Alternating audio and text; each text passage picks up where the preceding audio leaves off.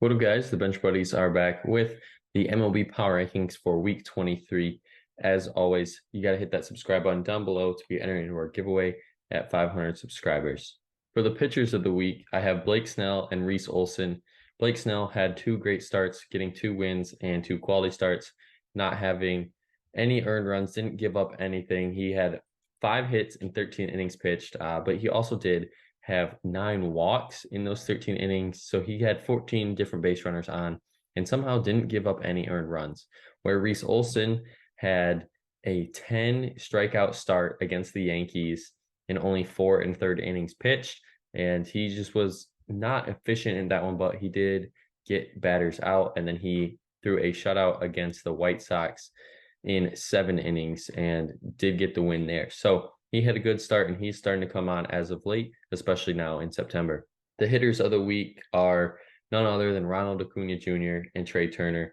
Trey Turner had an awesome week last week, 6 total home runs, 5 straight games with a home run, and almost hit 500, where Acuna just putting up Acuna numbers, 4 home runs, 4 stolen bases, first to the 40-80 club.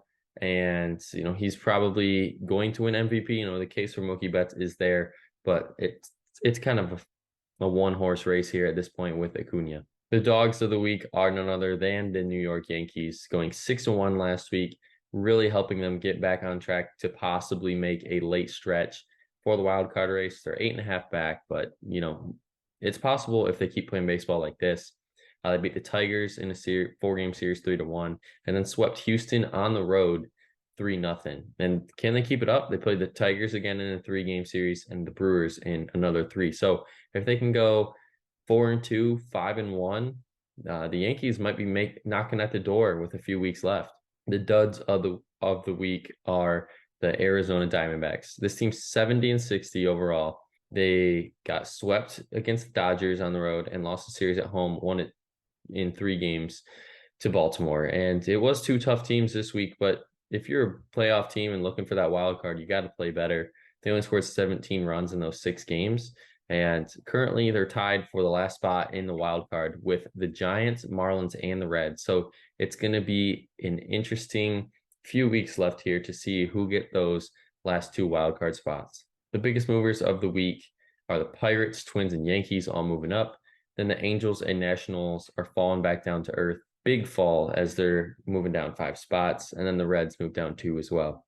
30 through 21, nothing crazy here. I already mentioned the Angels and Nationals. They just kind of hit a wall, especially the Angels. Once Ohtani got announced, he's not pitching. This Angels team just fell apart.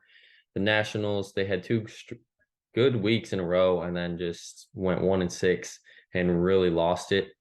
The A's are moving up out of last, going 4-2 last week, and the Royals went 1-5, so they got demoted to the worst team in MLB.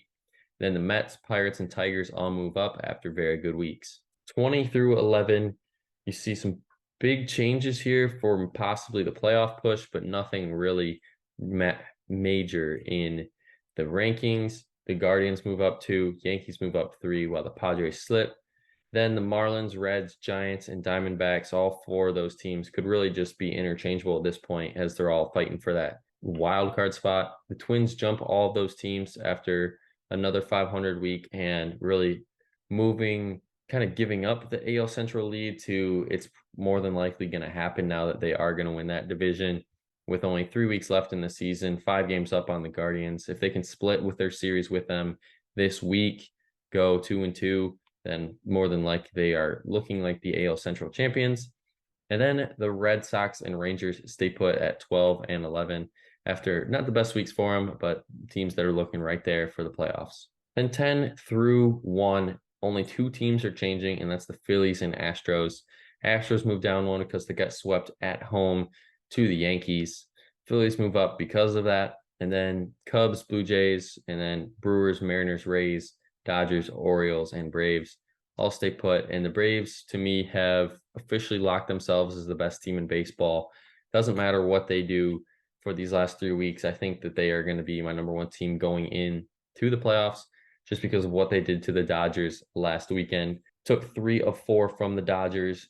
And, the Dodgers are the best team right now. The Braves should have 90 wins. I should say 90 wins. But the Dodgers are the second best team in the National League, and they just blew them out of the water.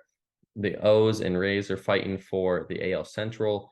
And then after that, it's kind of just a crapshoot for the 2 and 3 seeds in the AL West because those two teams are there. It's going to all come down to the last week of the season. O's, Rays. I mean, you can even throw the Blue Jays in there if they get hot late to possibly come back and win that division. It's unlikely, but they play each other, so these teams are going to be beating up on each other for these last few weeks.